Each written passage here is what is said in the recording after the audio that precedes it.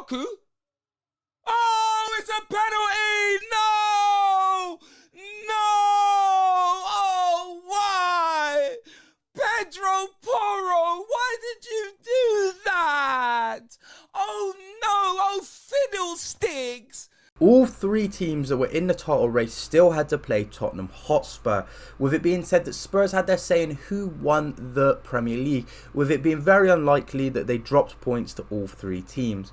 And well, by the time the fixtures came around, Liverpool were already out of the title race, and well, now that they're done, Spurs lost to all three teams, meaning that their Champions League hopes are dead, and that Arsenal's Premier League title hopes are almost dead, with them having to rely on West Ham to beat Manchester City on the final day of the season. And also, Aston Villa have qualified for the Champions League under Unai Emery after their 3-3 draw with Liverpool, and obviously Spurs is lost to Man City.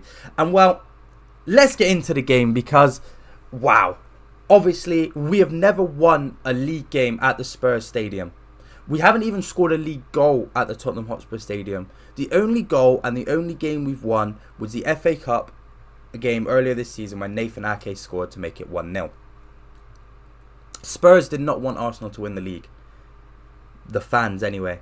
But the players wanted to get Champions League football. So there was a disconnect between the fans and the players, which caused Big Ange not to be very happy.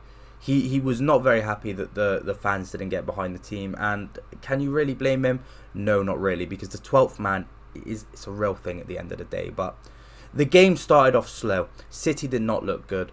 We kept giving away the ball. De Bruyne, Silva, Rodri, none of them were up to par in the first half. Obviously, we got one chance with Højbjerg's sliced clearance that landed in the box for Foden, but it was a good save by Vicario. But we were able to get in at halftime 0-0, which is something that we don't usually do against Spurs because Heung-min Son loves an early goal within the first 10 minutes against Man City. But when we got in at halftime 0-0, I had hope. I had hope that we would finally do it and beat Spurs at their stadium. And well, the second half, both teams came out a lot better. Obviously, De Bruyne has a shot early on, saved by Vicario, but then Foden's able to beat Romero to the ball down the left side and then brush past Bentancur, putting a cross across the box where Bernardo Silva's able to run onto it on the other side, picks out an underlapping run from De Bruyne in the box, who plays it across, and who's there? The tapping master himself, Erling Haaland, for his 26th goal of the season and Man City's first ever league goal at the Tottenham Hotspur Stadium. A big, big goal. Some pressure was lifted off of our shoulders, but not all of it, because Spurs were then spurred on to try and get back in the game, with them running at City, causing us problems again and again. And obviously, unfortunately, Ederson and De Bruyne both had to be withdrawn with injury, with De Bruyne getting caught on his heel by Sarr and Ederson picking up a head injury from a collision with Christian Romero. Obviously, Ortega and Doku come on, and they were game-changing substitutions in the end, because Ortega makes a big save from Kulusevski to begin with, but then Akanji tries his best Steven Gerrard impression on the halfway line, gives away the ball, Son's through, Diaz can't stop him, and my whole life flashed before my eyes, because the best one-on-one finisher in the league, Heung-min Son, was one-on-one with our backup goalkeeper. But then I remembered that Stefan Ortega is one of the best goalkeepers in the league, and he makes a comfortable but very impressive save for Son's shot, and it was Martinez and Kolo Muani-esque. It was an important save, and it was a good save. It obviously wasn't as important and wasn't as good as that save, but you know, it was that sort of save, and there was still hope for us. We were hanging on. 5 minutes of normal time still to play, and with 10 minutes of added time later being added on. But Foden picks out a beautiful ball for Doku to run onto, who shimmies inside of Pedro Porro. And then as he goes to shimmy again, Porro bites, bringing him down in the box. City had a penalty in the 90th minute. Who steps up? Erling Haaland. He has the chance to put this game to bed and take it to the final day. He has his chance to get his 27th league goal of the season in a poor season. And the League 2 striker is not fazed by the pressure and lashes the penalty home. 27 goals in the league for a League 2 striker who's in poor form. It's not bad going, is it? And City beat Spurs at the Tottenham Hotspur Stadium for the first time in the Premier League. And well, what a win. What a win, because West Ham at home is a comfortable game. We still have a lot to do. We still have 90 minutes to get through. West Ham could still cause us problems, but the hardest game, the biggest challenge is out of the way. And Pep was asked earlier in the season, what's the step up from the treble? And he said, score a goal at Spurs away. We did that and we won. So he wasn't lying, was he? He wasn't lying, and takes it to the final day once again. And hopefully we can wrap up our 4th Premier League title in a row. But, enough of that. We will talk about the Premier League title if and when we win it at the end of the season. You'll either have a depression video or a celebration video from me. But, I think it's time that we focus on the Premier League as a whole. And a lot of people say that it's boring. A lot of people said this season's been boring, mostly because the title race has seemed like that we've going to win the title again. Which, yes, I can understand is very boring from a neutral point of view. But there's more to the Premier League than that. If you go back to 2016... the 3 teams that were relegated in 2016 were Norwich, Aston Villa, Newcastle. Newcastle played Champions League football this season. They finished in the top 4 last season, and Villa have finished in the top 4 this season, playing Champions League football next season. I think that's quite impressive. And I think that the battle for Europe this season, even the relegation battle, obviously it's fizzled out now and we know who's going down, but the relegation battle from the middle of the season to about 2-3 weeks ago was very exciting. The battle for Europe's exciting.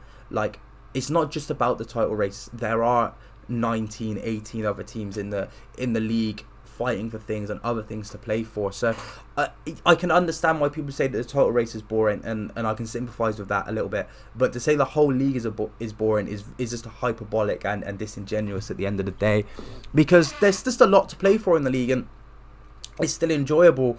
But congratulations to Aston Villa. Obviously, we've had teams like Bournemouth and Palace as of late performing very, very well and overperforming, really. And I think the league is in a good place for 90% of it. Yes, maybe the officiating isn't great. Well, there's no maybe about it. The officiating isn't great, and yes, maybe at the top it's not as competitive, but the rest of the league is fine and it's healthy. I think competition wise, we can talk about the legality of it later on maybe, but yeah, Spurs once again bottle any hope of any sort of success, really. Obviously, they lost the Champions League final to Liverpool, probably the biggest disappointment in recent years. They lost a Carabao Cup final to us with a Laporte header. They got knocked out of the Conference League group stage after having to forfeit their final match. They failed to qualify for Europe at all last season. And now this year they bottled Champions League football because they gave themselves too much to do with too little time, despite starting off the season very strong and looking very dangerous in the early weeks. And I think it's just typical Spurs. Like, how do they win a trophy? They had one of the best attacking partnerships the league's seen over the past few seasons. One of the best strikers the league's seen. One of the best wingers the league's seen. They had a very exciting young squad under Pochettino, all of these things, and they still didn't win a League Cup, an FA Cup, Europa League, Conference League. They've played in every single competition. They've played for the FA Cup, haven't won it. They've played for the League Cup, haven't won it. They've played in the Champions League. They've got to a Champions League final and haven't won it. They've played Europa League, haven't won the Europa League. And they've played Conference League as well and didn't even give a good account of themselves in the Conference League. So I don't know what there is to do for Spurs.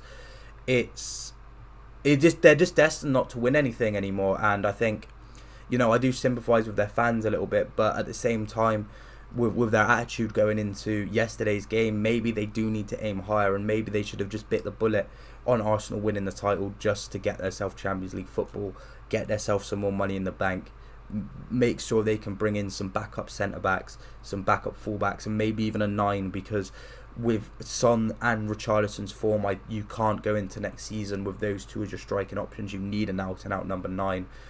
You probably need some more midfield depth as well. Maddison's inconsistencies throughout the season have definitely been a downfall. Obviously missing Van der Ven, Udogie and Romero in key parts of the season has definitely also killed momentum at points. I think, but what sums up Spurs perfectly this season is the arrogance that they showed against Chelsea when they were down to 9 men and they could have got a draw. If they sat back and didn't play that stupid high line that Ange insisted on playing, they wouldn't have got spanked 4-1, and I think they would have got a draw, because Chelsea wouldn't have scored. Chelsea only scored because of that high line that Spurs were playing. If they just sat back, soaked up pressure, Chelsea weren't scoring, and they would have come away with a very, very impressive draw, despite the fact that they were in that mess because they made a mess for themselves, because Udogie and Romero both got away with not being sent off just to use their second chance to go get sent off. It was a pathetic performance. It was an arrogant performance at the same time as well, and I think that sums up their season really. I think the inability to dig deep and grind out a point, or even just dropping points in places they shouldn't be dropping points. But at the end of the day, what can you do? They'll keep doing Spurs things. The only Spurs thing they haven't done this season is beat us at home, and I'm grateful for that, because I wasn't very confident going into this game. Obviously, as you saw in my last video, I touched on it at the start. I said I wasn't very comfortable coming into the game, but I can rest easy a bit now until Sunday, where we've got a very big game. But I don't think I've got really much else to say. So let me know down below how you think Spurs can find a way to obviously win some silverware, or where you think they're going wrong. Also, let me know how you think Villa are going to do in the Champions League next season, and let me know if you think West Ham have got a shock in for us, because I'm not 100% confident going into the game. There's still a lot to do. Obviously, people have written off the title already for Arsenal, but there's still a lot to do against West Ham. They could cause us problems, you never know. But yeah, with that being said, if you liked the video, please leave a like. Also leave a like if you were glad that Spurs didn't win and you're glad that Arsenal aren't going to win the league. Comment down below your thoughts. Subscribe to the channel if you haven't already. Remember, you'll get to see me go bold if we hit 1,000 subscribers. If this is the first video of mine you're watching, please check out the rest of the videos on the channel. You won't be disappointed.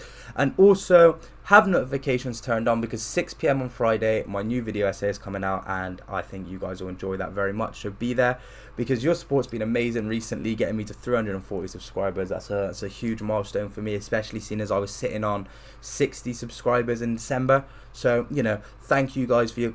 I just spat all over my mic by accident.